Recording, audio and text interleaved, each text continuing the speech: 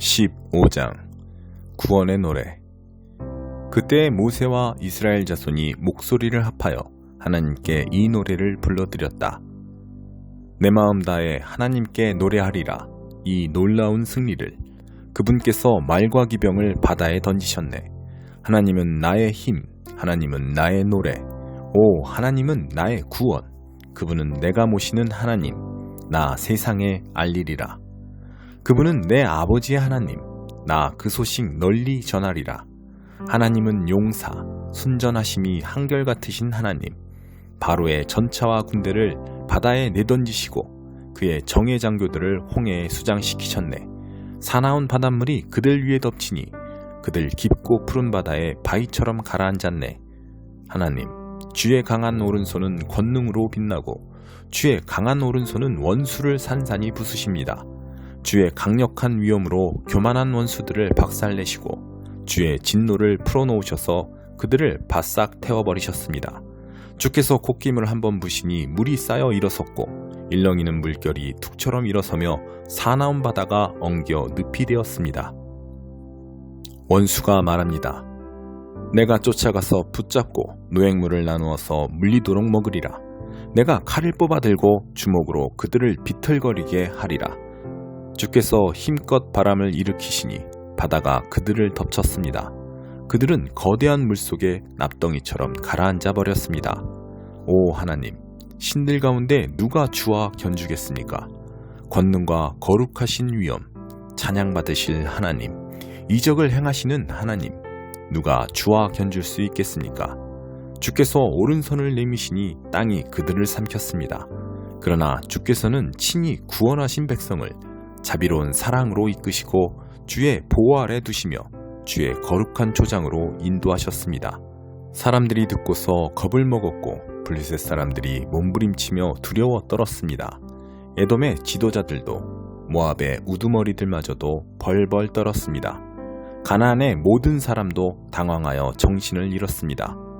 불안과 공포가 그들을 비틀거리게 했습니다. 주께서 오른손을 휘두르시자 그들이 그 앞에서 돌처럼 굳어졌습니다. 오 하나님, 주의 백성이 다 건너가서 무태 오를 때까지, 주께서 지으신 백성이 다 건너가서 무태 오를 때까지 그리하셨습니다. 주께서 그들을 데려다가 주님 기업의 산에 심으셨습니다. 그곳은 주께서 거하시는 곳, 그곳은 주께서 지으신 곳, 주님, 그곳은 주께서 손수 세우신 주님의 성소입니다. 하나님께서 영원 무궁토록 다스리소서. 정말로 그랬다. 바로의 말과 전차와 기병들이 바다에 들어서자 하나님께서 바닷물을 되돌려서 그들을 덮어버리셨다. 그러나 이스라엘 자손은 바다 한가운데로 마른 땅을 밟고 지나갔다. 아론의 누이이며 예언자인 미리암이 탬버린을 들자 모든 여인이 그녀를 따라 탬버린을 들고 춤을 추었다. 미리암이 노래를 부르며 그들을 이끌었다. 하나님께 노래하리라. 이 놀라운 승리를 그분께서 말과 기병을 바다에 던지셨네. 마라에서 백성이 불평하다. 모세가 이스라엘을 인도하여 홍해에서 수르 광야로 들어갔다. 그들이 사흘 동안 광야를 다녔지만 물을 찾지 못했다. 그들이 마라에 이르렀는데 마라의 물은 써서 마실 수가 없었다. 그래서 그들은 그곳을 마라, 쓰다 라고 했다. 백성이 모세에게 불평했다. 우리더러 무엇을 마시라는 말입니까? 모세가 기도하며 하나님께 부르짖었다. 하나님께서 그에게 나뭇가지 하나를 가리키셨다. 모세가 그 가지를 가져다가 물에 던져 넣자 물이 단물로 변했다. 하나님께서 법도와 윤리를 세우시고 그들을 시험하기 시작하신 곳이 바로 그곳이다. 하나님께서 말씀하셨다. 너희가 하나님 앞에서 제대로 살고 순종하여 내 말을 잘 들으며 내 계명을 따르고 내 모든 법을 지키면 내가 이집트 사람들에게 내린 그 모든 질병으로 너희를 치지 않을 것이다. 나는 너희를 치료하는 하나님이다. 그들이 엘림에 이르렀다. 그곳에는 샘이 12개, 종려나무가 70그루 있었다. 그들은 그곳 물가에 진을 쳤다. 18장 끈질긴 과부 이야기. 예수께서 그들에게 끈질기게 기도하고 절대 포기하지 말아야 할 것을 가르치려고 이야기를 들려주셨다. 예수께서 말씀하셨다. 어떤 도시에 하나님을 전혀 의식하지 않고 사람들도 안중에 없는 재판관이 있었다. 그 도시에 사는 한 과부가 계속해서 그를 찾아왔다. 내 권리가 침해받고 있으니 나를 보호해 주십시오. 재판관은 그 과부를 거들떠보지도 않았다. 그러나 과부가 계속해서 찾아오자 재판관은 이렇게 혼잣말을 했다. 나는 하나님이 어떻게 생각하는지 전혀 관심도 없고 사람들의 생각은 더 말할 것도 없다. 그런데 이 과부가 끝까지 나를 귀찮게 할 텐데 뭔가 조치를 취해서 이 여자가 정당한 대우를 받도록 해주는 편이 차라리 낫겠다. 그렇지 않으면 이 여자의 집요한 펀치에 내가 시퍼렇게 멍이 들고 말겠다. 주님께서 말씀하셨다. 너희는 이 불의한 재판관이 하는 말을 들었느냐? 그렇다면 너희는 도움을 구하며 끊임없이 부르짖는 택하신 백성을 위해 하나님이 개입하셔서 정의를 이루어 주시리라고 왜 생각지 않느냐? 하나님이 자기 백성의 권리를 지켜주시지 않겠느냐? 내가 보장한다. 하나님이 반드시 그렇게 해주실 것이다. 그분은 질질 끌지 않으실 것이다. 그러나 인자가 다시 올 때 그처럼 끈질긴 믿음을 이 땅에서 얼마나 찾을 수 있겠느냐? 세금 징수원과 바리새인의 기도. 자신의 도덕적 행위에 흡족해하며 자만심에 빠져서 보통 사람들을 업신여기는 사람들에게 예수께서 다음 이야기를 들려주셨다. 두 사람이 기도하러 성전에 올라갔다. 한 사람은 바리새인이고 다른 한 사람은 세금 징수원이었다. 바리새인은 자세를 잡고 이렇게 기도했다. 오 하나님, 내가 다른 사람과 같지 않으니 감사합니다. 강도나 사기꾼이나 간음하는 자나 행여 이 세금 징수원과도 같지 않으니 감사합니다. 나는 일주일에 2번 금식하고 모든 수입의 11조를 드립니다. 한편 후미진 곳에 구부정하게 웅크려서 두 손으로 얼굴을 감싸고 있던 세금 징수원은 감히 고개도 들지 못한 채 말했다. 하나님, 불쌍히 여겨 주십시오. 이 죄인을 용서해 주십시오. 예수께서 설명을 덧붙이셨다. 하나님과 바른 관계가 되어 집으로 돌아간 사람은 다름 아닌 세금 징수원이다. 너희가 고개를 쳐들고 거만하게 다니면 결국 코가 납작해지고 말 것이다. 그러나 너희가 자신의 모습을 있는 그대로 인정하면 너희는 자기 자신보다 큰 존재가 될 것이다. 사람들이 예수께서 만져주시기를 바라며 그분께 아이들을 데려왔다. 제자들이 그것을 보고는 그들을 쫓아냈다. 그러자 예수께서 그들을 다시 부르셨다. 이 아이들을 그냥 두어라. 아이들과 나 사이에 끼어들지 마라. 이 아이들은 천국의 자랑이며 기쁨이다. 명심하여라. 너희가 하나님 나라를 아이처럼 단순하게 받아들이지 않으면 절대로 그 나라에 들어갈 수 없다. 부자와 하나님 나라. 하루는 한 지방 관리가 예수께 물었다. 선하신 선생님, 제가 무엇을 해야 영원한 생명에 들어갈 자격을 얻겠습니까? 예수께서 말씀하셨다. 어째서 나를 선하다고 하느냐? 오직 하나님 한 분 외에는 선하신 분이 없다. 계명에 간음하지 마라, 살인하지 마라, 도둑질하지 마라, 거짓말하지 마라, 내 부모를 공경하라 하지 않았더냐? 그가 말했다. 선생님, 제가 기억하기로는 그 계명들은 제가 다 지켰습니다. 예수께서 그 말을 들으시고 말씀하셨다. 그렇다면 남은 일은 하나뿐이다. 네가 가진 것을 다 팔아서 가난한 사람들에게 거저 주어라. 그러면 네가 하늘의 부를 갖게 될 것이다. 그런 다음 와서 나를 따라라. 그것은 그 관리가 전혀 예상치 못한 말이었다. 큰 부자인 그는 몹시 근심했다. 그는 많은 것을 움켜쥐고 있었고 그것을 놓을 마음이 없었다. 예수께서 그의 반응을 보시고 말씀하셨다. 많이 가진 사람이 하나님 나라에 들어가는 것이 얼마나 어려운지 아느냐? 부자가 하나님 나라에 들어가는 것보다 낙타가 바늘귀로 지나가는 것이 더 쉽다. 다른 사람들이 물었다. 그러면 어느 누가 가망이 있겠습니까? 예수께서 말씀하셨다. 너희 힘으로 해낼 수 있다고 생각하면 전혀 가망이 없다. 그러나 하나님께서 하실 수 있다고 믿으면 얼마든지 가능한 일이다. 베드로가 이야기의 주도권을 다시 잡으려고 이렇게 말했다. 우리는 가진 것을 다 버리고 주님을 따랐습니다. 그렇지 않습니까? 예수께서 말씀하셨다. 그렇다. 너희는 절대 후회하지 않을 것이다. 집과 배우자와 형제 자매와 부모와 자식과 그 무엇을 희생하고서 손해볼 사람은 아무도 없다. 너희 평생에 그 모든 것을 여러 배로 돌려받을 것이다. 영원한 생명도 덤으로 받을 것이다. 눈먼 사람을 고치시다. 그 후에 예수께서 12 제자를 따로 한쪽으로 데리고 가셔서 말씀하셨다. 잘 들어라. 우리는 지금 예루살렘으로 올라가는 길이다. 인자에 대해 예언서에 기록된 것이 모두 이루어질 것이다. 사람들이 인자를 로마 사람들에게 넘겨주어 조롱하고 놀리고 침뱉을 것이다. 그리고 인자를 고문한 뒤에 죽일 것이다. 그러나 사흘 후에 인자는 다시 살아날 것이다. 하지만 제자들은 깨닫지 못했고 예수께서 무슨 말을 하시는지 전혀 감을 잡지 못했다. 예수께서 여리고 외곽에 이르셨다. 한 눈먼 사람이 길가에 앉아서 구걸하고 있었다. 그는 무리가 술렁이는 소리를 듣고 무슨 일인지 물었다. 사람들이 그에게 말했다. 나사렛 예수께서 지나가신다. 그러자 그가 갑자기 소리쳤다.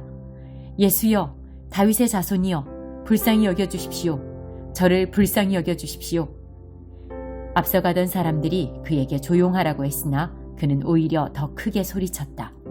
다윗의 자손이여, 불쌍히 여겨주십시오. 저를 불쌍히 여겨주십시오. 예수께서 걸음을 멈추시고 그를 데려오라고 말씀하셨다. 그가 가까이 오자 예수께서 물으셨다. 내게 무엇을 원하느냐? 그가 말했다. 주님, 다시 보기 원합니다. 예수께서 말씀하셨다. 다시 보아라. 너의 믿음이 너를 구원했고 낫게 했다.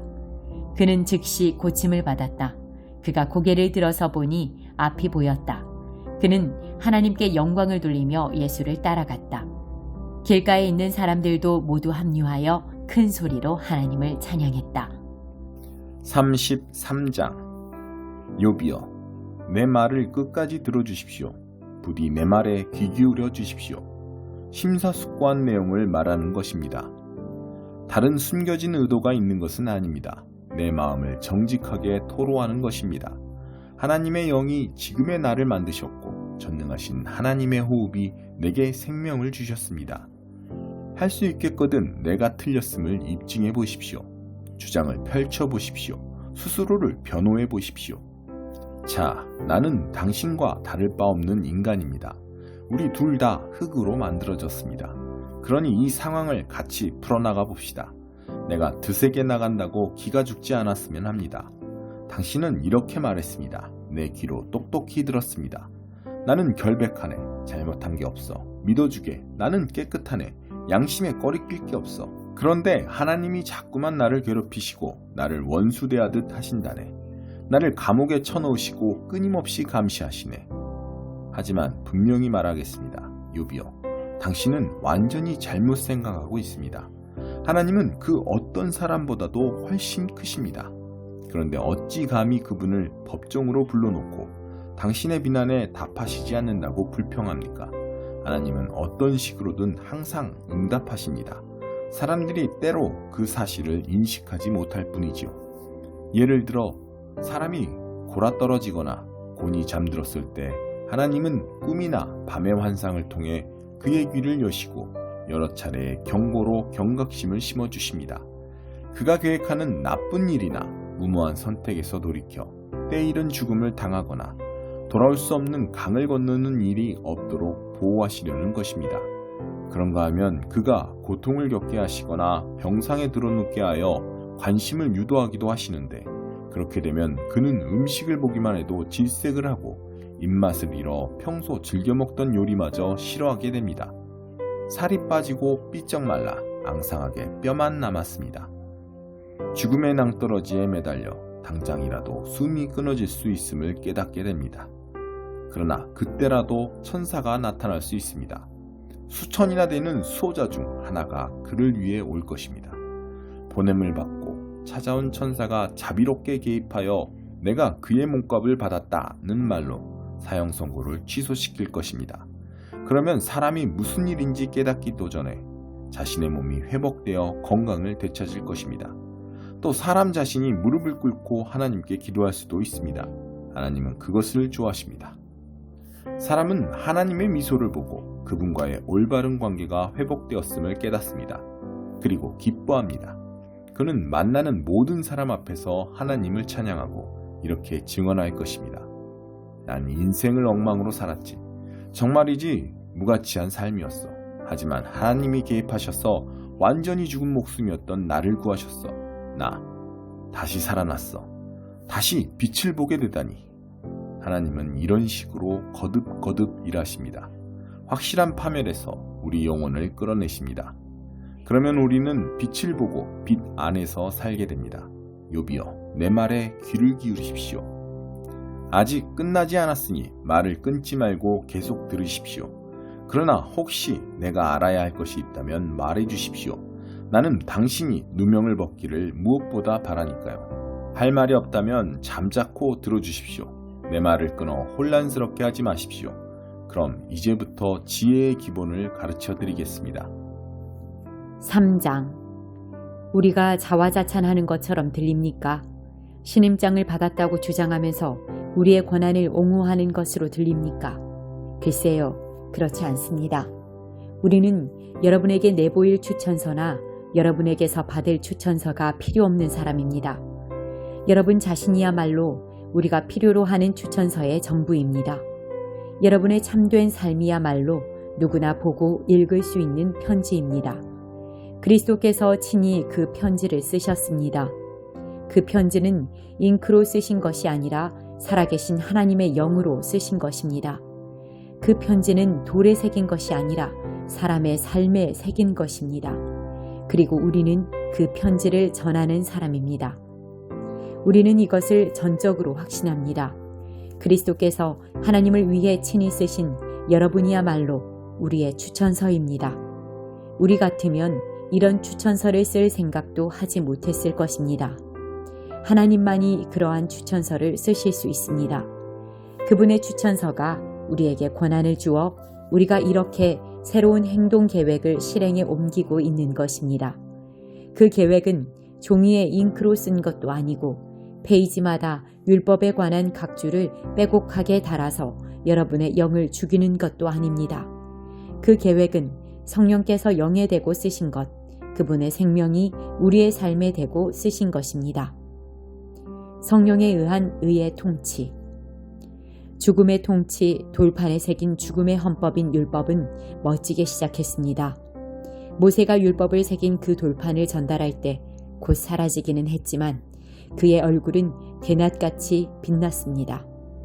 이스라엘 백성은 태양을 응시할 수 없는 것처럼 그의 얼굴을 똑바로 쳐다보지 못했습니다.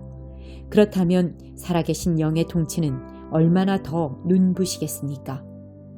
율법에 의해 이루어진 정죄의 통치가 인상적이었다면 성령에 의해 이루어지는 의의 통치는 얼마나 더 인상적이겠습니까?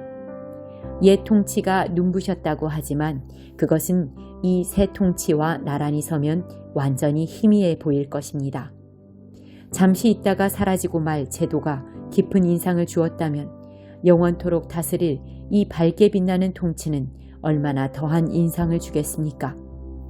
우리를 감격스럽게 하는 그 소망이 있기에 그 어떤 것도 우리에게 방해가 되지 않습니다. 모세와 달리 우리는 숨길 것이 전혀 없습니다. 모든 것이 우리와 함께 환히 드러나 있습니다. 모세는 자기 얼굴에 나타난 영광이 사라져가는 것을 이스라엘 자손이 알아채지 못하게 하려고 수건을 썼습니다. 그래서 그들은 알아채지 못했습니다. 그들은 그때에도 알아채지 못했지만 지금도 알아채지 못하고 있습니다. 그 수건 뒤에 아무것도 남아있지 않다는 것을 전혀 알아채지 못하고 있습니다.